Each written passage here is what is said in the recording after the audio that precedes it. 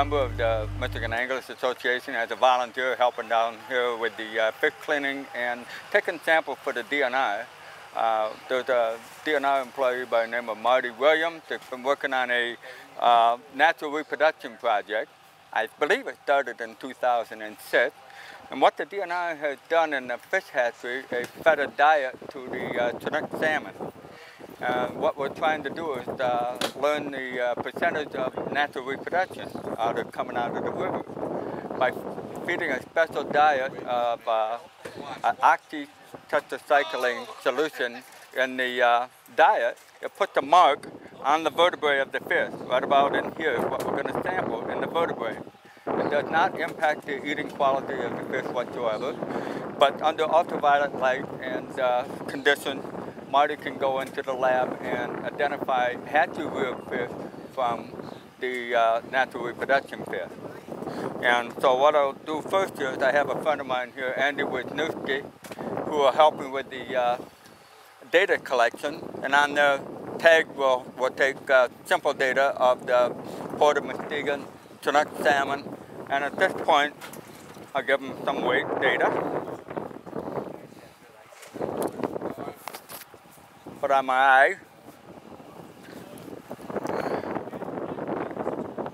Okay, 6.2. That's 6.2 pounds to him.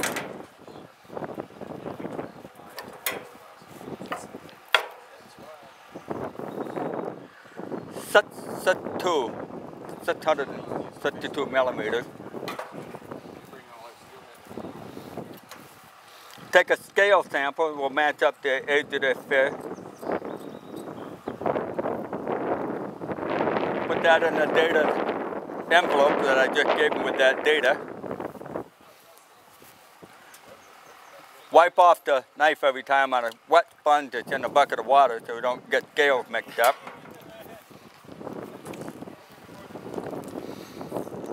Now take a sample of the tail right behind the adipose fin.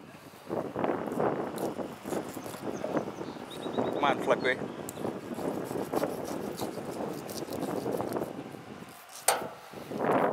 I'm keeping one hand dry and one hand wet, and Andy's keeping the bag dry. Now, what he'll do it back at the lab is slice that, and under ultraviolet light, we'll be able to see the oxytetracycline stand out as on the ring on the bone development in the tail. And the fact that if it is there positive means hatchery fish. If it is missing, that means natural reproduction fish out of our rivers. And for the last approximately, I'm going to say 3-4 years, it's been pretty consistent that over 50%, 55% of the fish that are caught are naturally reproducing out of the rivers of Muskegon, Marquette, and all the rivers up and down the coastline. Historically, Muskegon River has been one of the higher rivers for natural reproduction. And I think you can trace some of that back to a jump in reproduction when the rivers went under that natural run of rivers with the dam. And more natural reproduction areas started to show up downstream of those dams without the extreme fluctuations of the water. Therefore, there was probably some higher survival of the Chinook and steelhead fish that did not go through the extremes that we had before run of rivers. Basically, there is a higher percentage of return to the rivers that are stocked and or come out of that natural reproduction of that river system. That relates in part to the work that the Michigan Anglers Association has also done with the DNI with a net pen project down there that are next to the Maritime Museum on the Muskegon Channel. And at that point, what we do is we try to help the DNI a bit by taking the fish from the hatchery, bringing them up here, lessening some of the load in the hatchery for the DNI staff, and then feeding them, holding them for an extra couple of weeks or 3 weeks, whatever it takes, to get up to that smolting stage. The smolting stage is where they've acclimated to the water chemistries of the home river, similar to what a natural reproduction Chinook would do. Also protecting them from some of the predators in the Muskegon Channel, Muskegon Lake, and the river. When we get up to the smolting stage and they're pretty well ready to scoot out on their own, then we'll release them as a block out in the off the mouth of the Muskegon River. And those fish coming back, because we've gone through that extra effort to help the DNR with imprinting in the net pen, approximately 9 to 15% higher return to that port for the sport fishery. Over the several years, it's gradually been improving. What we're doing as water quality improved, of course, the critical stage for those smolting Chinook, whether it's the Muskegon Lake or White Lake, is when they come out of that river into that riverine habitat, there is a chemistry change and a feeding change and diet. And so they will make that acclimatization to food on their way out to Lake Michigan, and then they scatter quite widely at that point up and down the coastline. They have to get through some predators and everything else that's natural in the lake. But the fact that if we can clean up the quality of the lake and protect those riverine areas of the river mouth from development, such as marina developments and things like that, then you're protecting fish habitat, which protects the water quality of natural marshes and increases the food supply. And all of that is accumulated to the fish survival.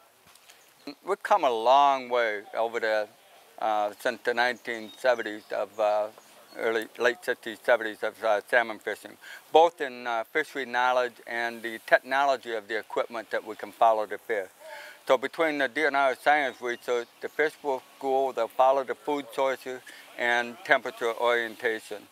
Quite often the salmon will migrate down toward the southern part of Lake Michigan because that's where the warmest water is, technically, that you're going to get in Lake Michigan.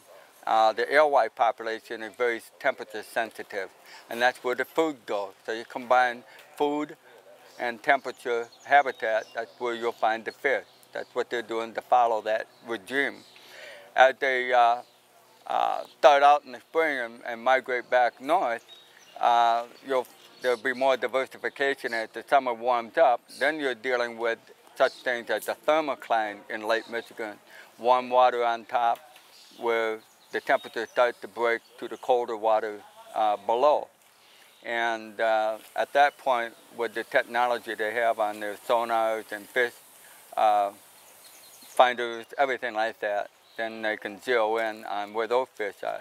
It's become a pretty good science between biology and technology, and the fishermen are taking advantage of that. What is the purpose? The fish were put there for two reasons. One, take care of the alewife. Two, provide a tremendous economic boost for the sport fishery to the ports of Muskegon, White Lake, Grand Haven, and the shoreline. Really, the fishermen are very fortunate to have sport shops in the area that are very informative. And your local bait shops are the link between the sport fishery, you need to know to catch the fish and to enjoy the fishery that you have. You're extremely fortunate to live in West Michigan, where you have such a diversity of fishing, both warm water, cool water, and the cold water fisheries of Lake Michigan. You have the Lake Michigan, Muskegon Lake, and the Muskegon River. We put them all together, and that is the reason people come to West Michigan to live and work. And this is what makes our place special.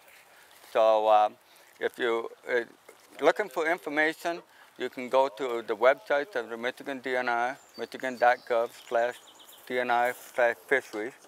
And there is a ton of information there for you on what's happening past, present, research, and future. And then also your local sports shops and clubs will help you, anyone visiting the area. So when you come to a place like Fisherman Landing, they have the boat launches, the place to stay, accessible to Muskegon Lake. This is how fortunate we are. The quality of our fish is very good. I'll be honest, when we first started the program, there was some contaminant issue. But over the years, through the remedial action plans and the work that we've done with the environmental protection and dredging and water chemistries, pollution, the quality of the fish has increased tremendously. They're very good eating quality fish. We're providing protein. Protein is hard to get for the people in the community that may not have access to sport fishing or friends that actually sport fish. In this particular case, we're cleaning fish here today for the public that can really enjoy themselves and collect data at the same time and provide protein for the community. It's a win-win situation all the way through when the sport fishery can help the local community both economically and basic necessities of life.